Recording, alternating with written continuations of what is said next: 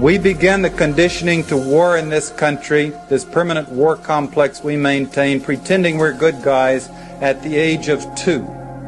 This is the age at which we put our children in front of the one-eyed babysitter and turn it on so we can go wash the dishes or take a break. And they watch the same show with different characters 10 or 15 times a day.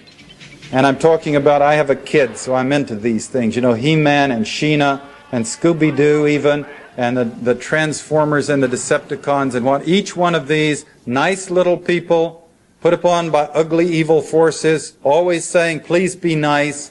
The evil forces insist on attacking, and at the last minute the good guys rise up and stomp them down. Cut, commercial, and we move on, you know, to the next show. Until it's estimated when we graduate from high school, we've spent more time watching violence on television than we've spent in the classrooms itself.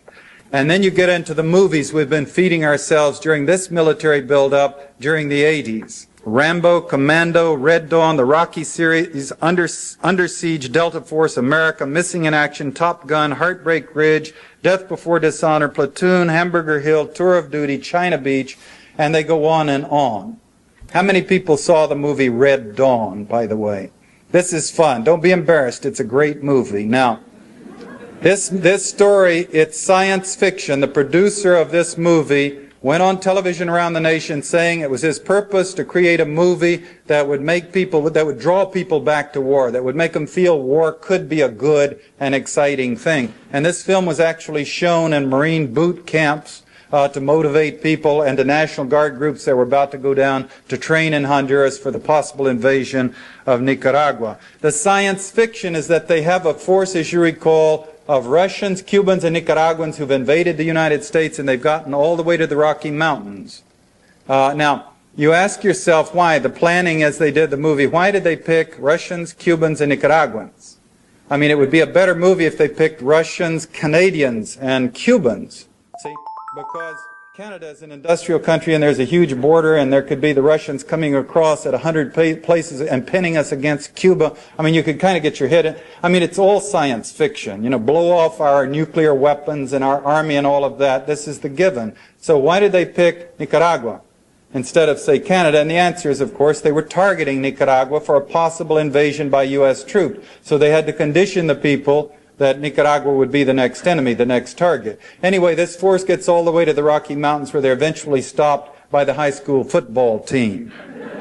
Now, I submit to you that the 80s, you see, is the decade of the middle-aged women.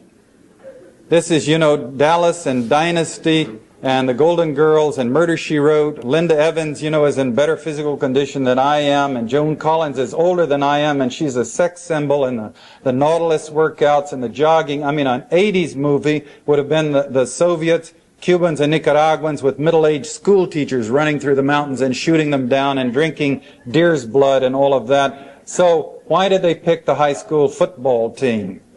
You see, the answer is obvious. They're going to fight the next war with the 18-year-olds and 19-year-olds. It's not going to be the middle-aged 50-year-olds. We're too smart. We've seen the cynicism of war. We wouldn't buy it. It's at that age, the high school graduates, where the young men are suffering from their massive doses of testosterone poisoning. And their minds have not yet had a chance to be filled, for all of them. Some are precautious, but many of them have not yet had a chance to fill their minds with experience, to understand what the world is all about, to understand how they're being used. So that's why they targeted that film at the high school. And then you look at the ads on television that were pumping at us then and now. Join the Army, be all that you can be, with these tanks jumping ditches and helicopters going 200 miles an hour. And so, you know, then I say, wait a minute, what's going on here? What's missing, you know? Where are the young men with their legs blown off at the knees, with their intestines wrapped around their necks? And the answer is that these things are not meant to educate.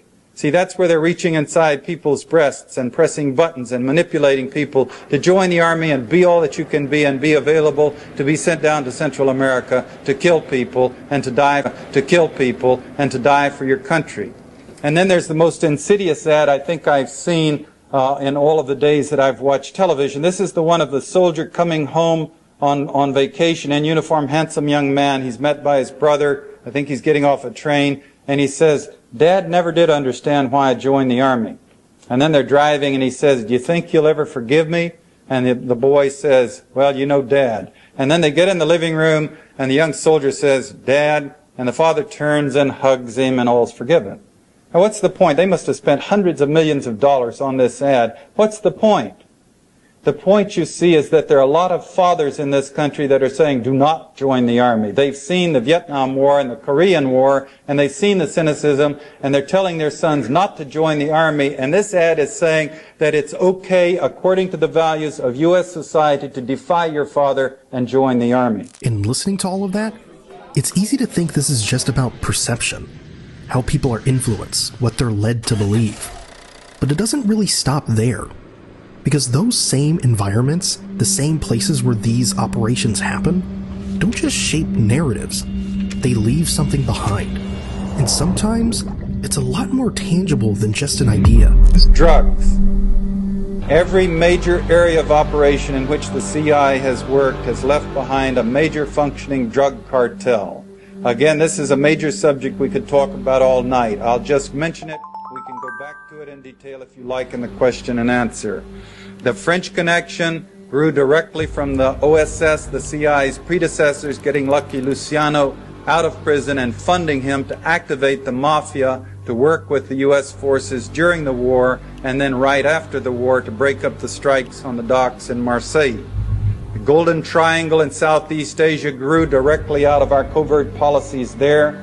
Before it had been run by French intelligence with the Corsican Mafia, we took over with our Air America and civil air transport planes, flying in arms to our allies, flying back out with the heroin.